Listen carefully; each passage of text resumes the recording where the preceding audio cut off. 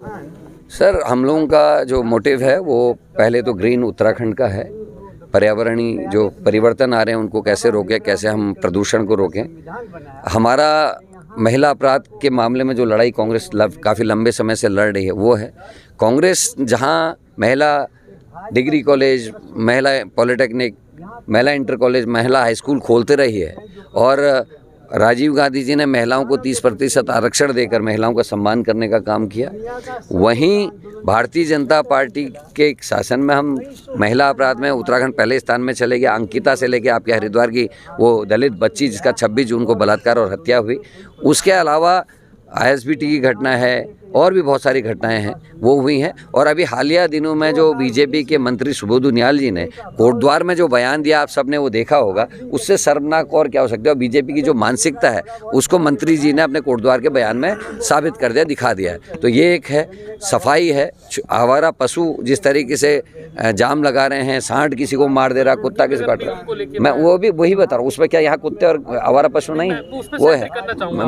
मैं कर रहा हूँ भाई, कुछ मुद्दे ऐसे हैं जो सब जगह हैं, उनको हम कैसे छोड़ सकते हैं। यहाँ की सड़कें, यहाँ की लबलबाती हुई पानी और गंदगी से भरी हुई नालियाँ, अस्पतालों में डॉक्टर और दवाई ना होना, स्कूल में टीचर ना होना, जो हमारे प्रोविंस में जो सरकारी स्कूल है वो हमारा मतलब है। अस्पतालों में रेबीज़ के इंजेक्शन नहीं मिल रहे हैं, ट्रैफिक जाम की बहुत भारी समस्या है।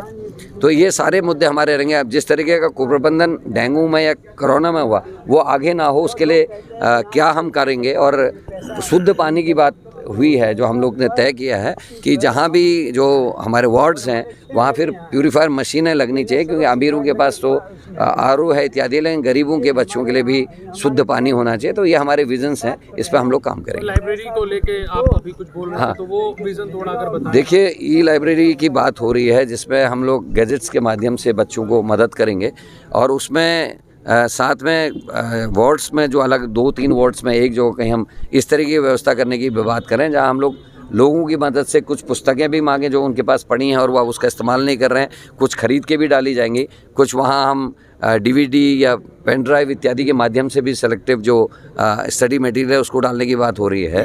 तो वहाँ ऑडियो विजुअल सिस्टम्स भी लगाने की बात कह रहे थे गुप्ता जी। तो वो अगर करके अगर सही रहेगा तो उसको पूरे प्रदेश में हम लोग यहाँ से एक मॉडल के रूप में सीख के ले जा सकते हैं। नगर निकाय देखिए, लोग पुरानी चीज़ें पढ़ने के लिए जाते थे, इसका क्या है इस बारे में? देखिए, अगर वो जो मेरी जानकारी में उसकी रख रखाव बहुत बुरी हालत में है, वहाँ जो था वो भी अब नहीं मिलता है, तो उसको दोबारा से सुदृढ़ करना, उसको मजबूत करना। जब ई-लाइब्रेरी खोलने की बात अपने विज़न में आदमी कह रहे हैं सचिन जी, तो निश्चित ही जो यहाँ सरकारी लाइब्रेरी है उसके प्रति भी उनका रुझान होगा, मेरा ऐसा मानना है। और जो पढ़ने लिखने वाले लोग हैं उनके लिए होना चाहिए। बल्कि मैं तो ये कहता हूँ कि जैसे वृद्धों के लिए मैंने रानीखेत में एक ऐसा कक्ष बनाया जिसमें उनके ऑडियो विजुअल पढ़ने लिखने की सुविधाएं हैं। वहाँ पत्रकार भी जाके अक्सर अपना अध्ययन और इत्यादि का काम करते हैं। उस तरीके की सुविधा भी होनी चाहिए ताकि स्टूडेंट्स भी पढ़ें। और नैनीताल में जिस तरीके से बड़ी लाइब्रेरी है और वहाँ बड़े वरिष्ठ लोग जा के अध्ययन भी करते हैं, वो यहाँ रुड़की में भी होना चाहिए। क्योंकि पहले शुरू में अगर आप देखें तो रुड़की में और रानीखेत 2 ऐसे क्षेत्र थे जहाँ का SDM बनना एक प्राउड का मोमेंट होता था। जितने भी IAS आप पूछेगा, जो रानीखेत और रुड़की को एक महत्व था, वो धीरे धीरे इन्होंने रुड़की के महत्व को समाप्त किया है। हम चाहते रुड़की अपने पुराने उस गौरव को हासिल करे। मैं इस पर नहीं जाऊँगा, लेकिन मैं इतना ज़रूर कहूँगा, बीजेपी के IT सेल को महिलाओं पर हो रहे अपराध पे भी अपनी बात रखनी चाहिए। उनको ये भी बताना चाहिए कि जितने अपराध महिलाओं पर, उनमें बीजेपी के लोग ही क्यों हैं, चाहे दुख संघ का चेयरमैन हो, चाहे पुलकितारिया हो, चाहे वो संतरेसा की घटना हो।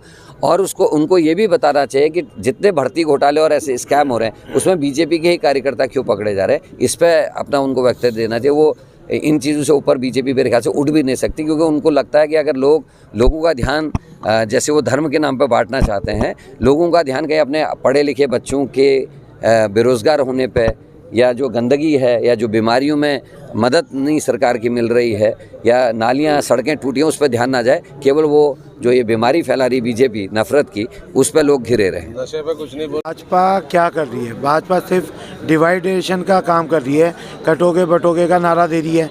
आप ये बताइए, पिछले 5 साल में, सभी से पूछ रहा हूँ, पिछले 5 साल में सचिन गुप्ता से बड़ा भंडारा कावड़ का किसी ने लगाया? और वो भी अपने पैसे से। क्या भाजपा ने लगाया या भाजपा के किसी भी पदाधिकारी ने, किसी भी व्यक्ति ने लगाया?